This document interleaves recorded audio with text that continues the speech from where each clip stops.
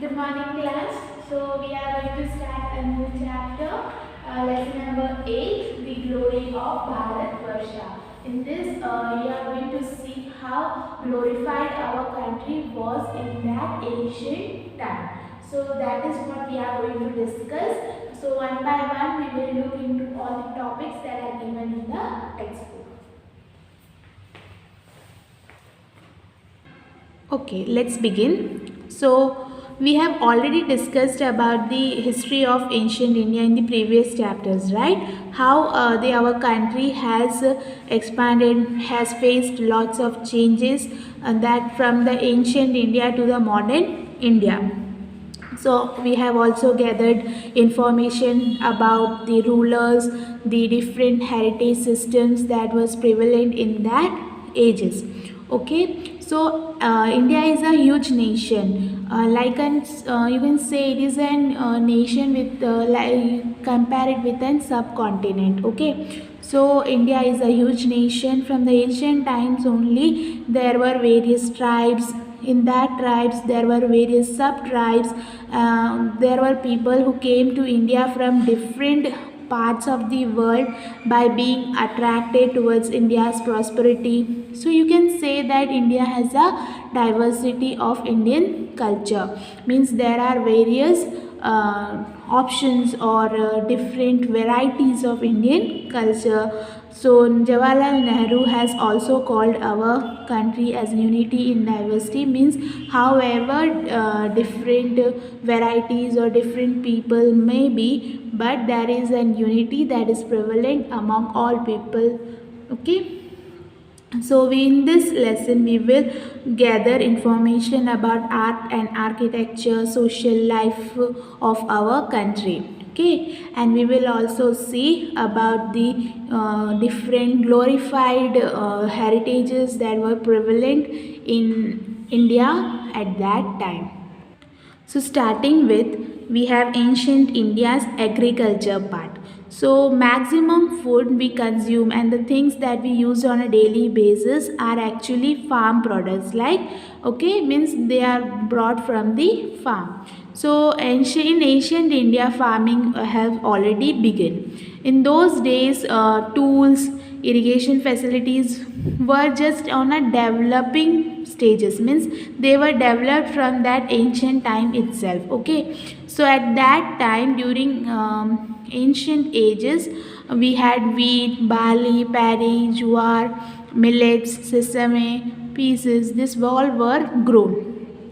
So the tools that were used for agriculture was not like the one that we use today with all modern technologies.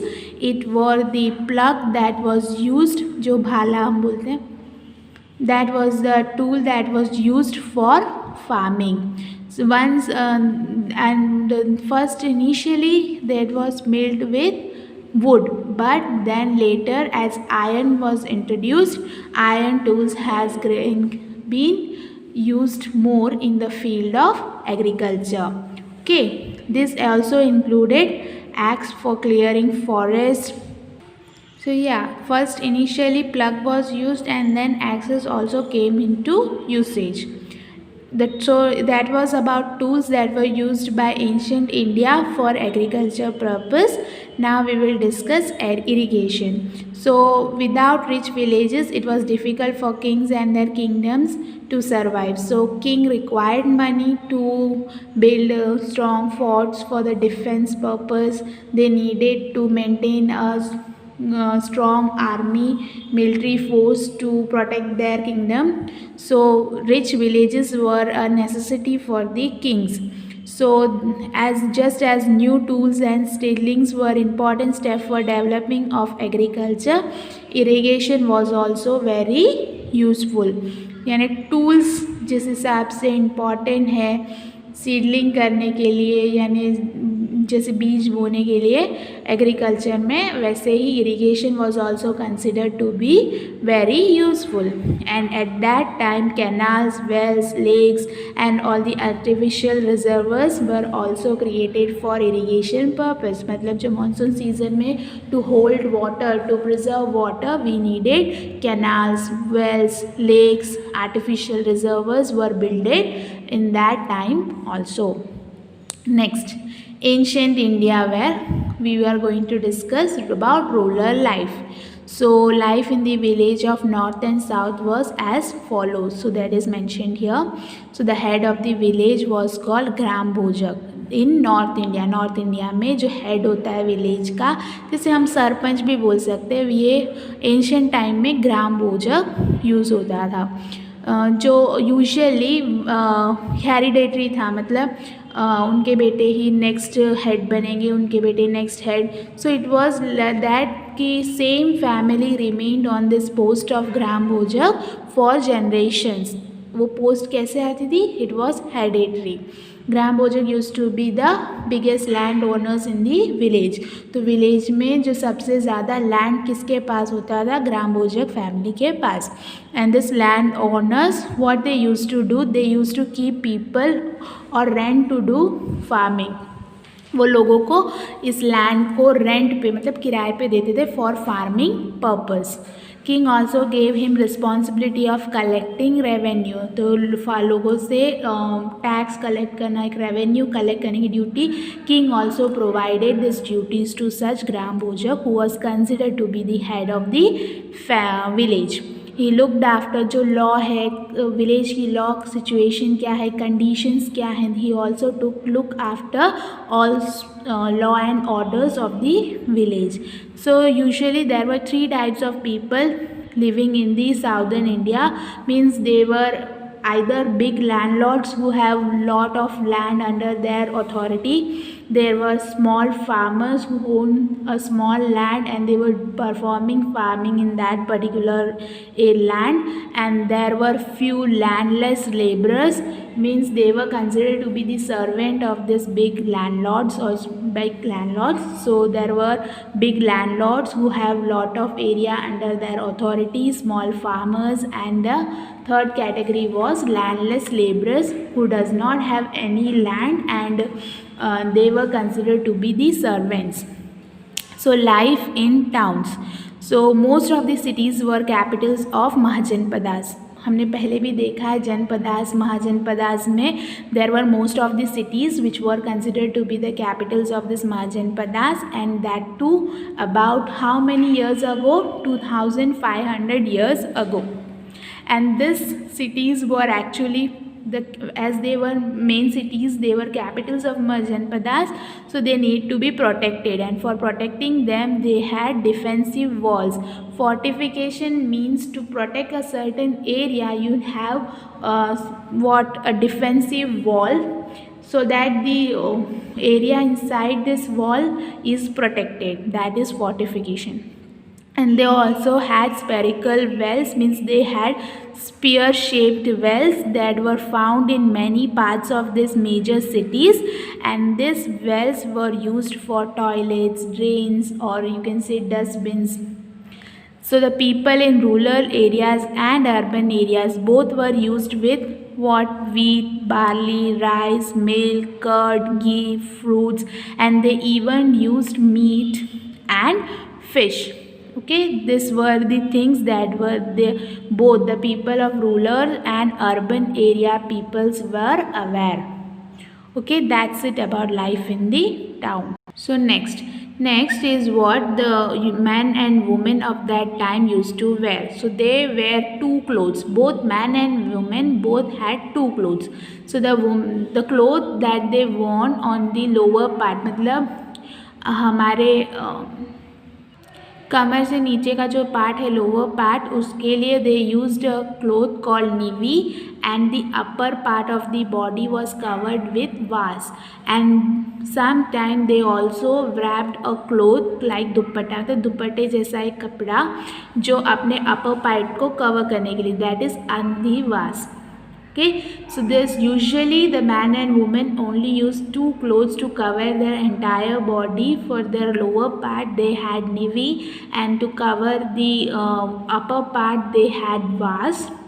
Okay, that's it about how they used to dress, and you can say how they covered their body.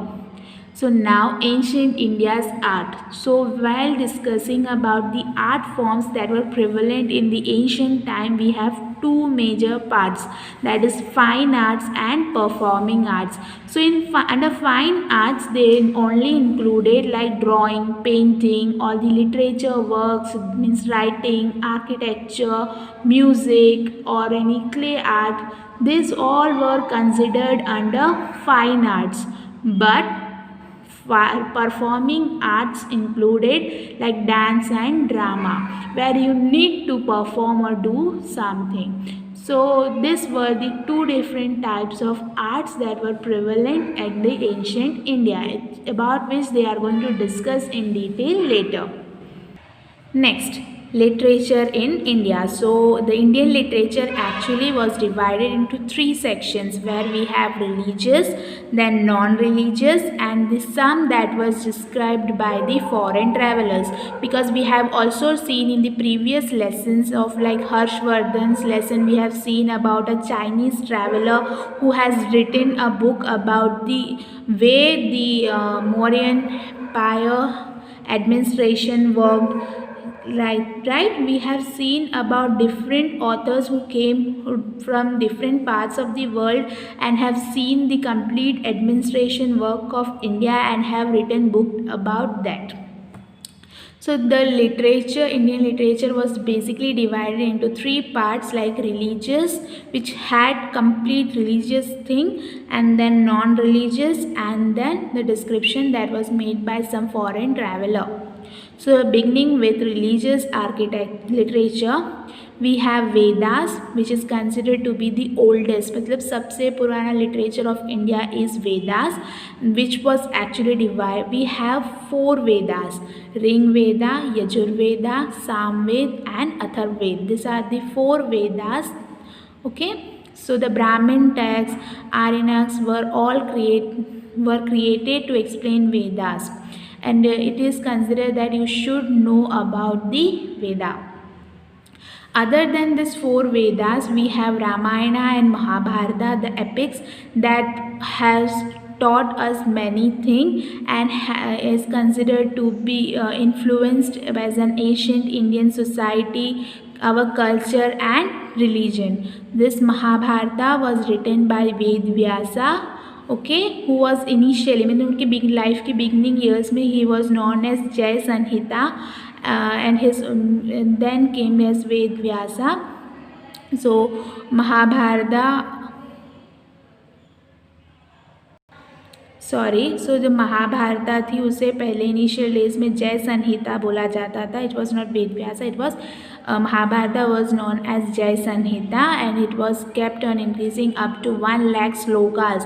So the Mahabharata जो जय संहिता थी उसमें और 1 lakh slokas के साथ include कर it was then named as Mahabharata, which was actually written by Ved Vyasa.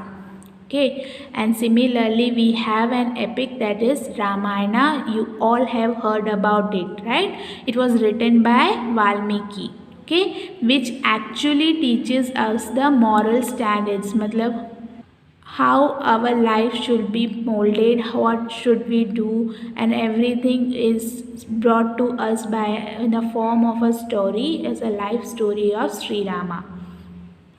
So we have some Buddhist texts, Jain texts that was written at that times.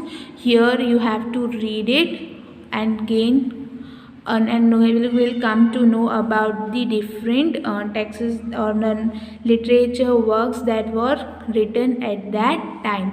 So we have 4 Vedas, Ramayana and Mahabharata. Other than this, we have some Buddha and Jain texts that were considered as an important information about life.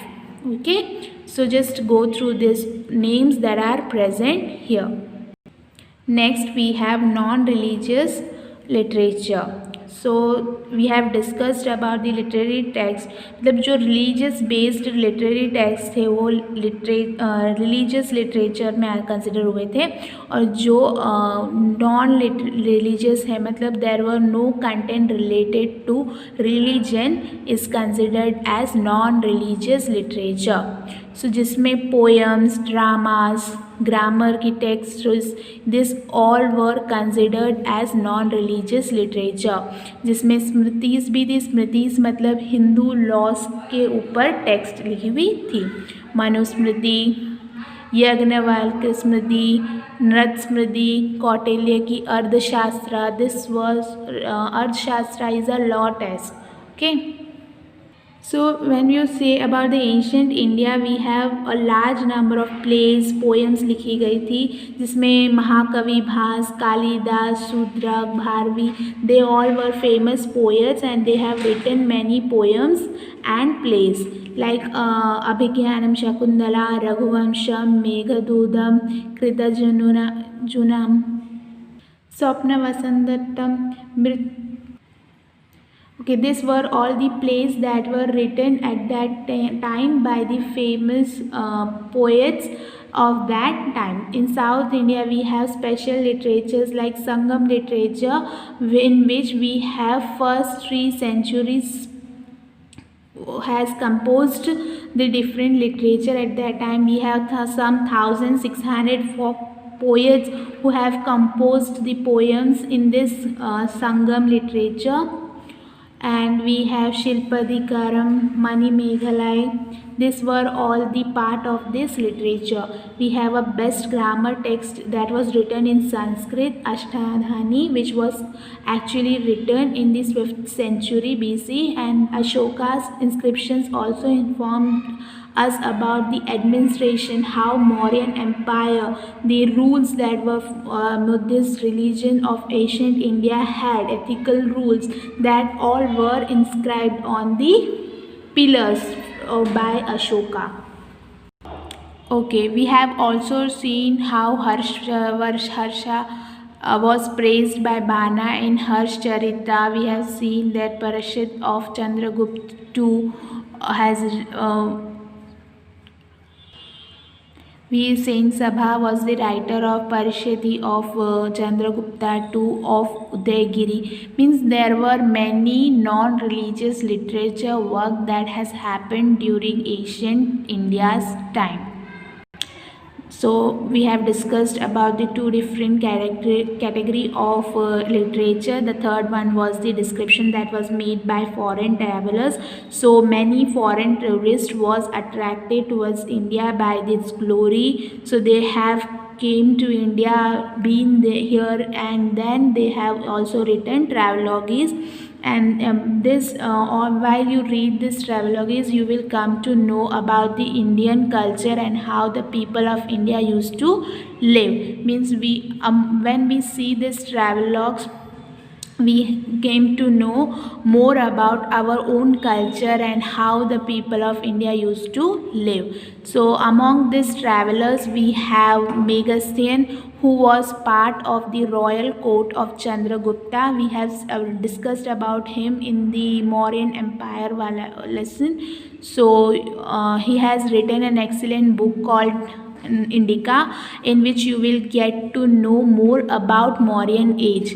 And the same way Greek sailor has written about the geography, in which you will come to know different type of pots that are available that are present in India.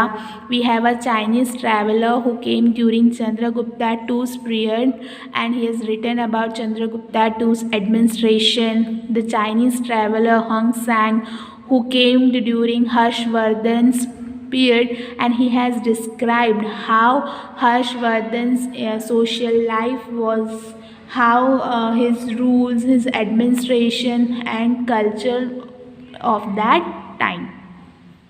Okay, that's it. By this you might be getting an idea of how the literature system worked in ancient India, ancient India's art form and the different rulers. Okay, so now the remaining lesson we are going to discuss the next video. Till then, make sure that you read till here, and if you have any doubt you can ask me. So that's it about the video. Thank you for listening.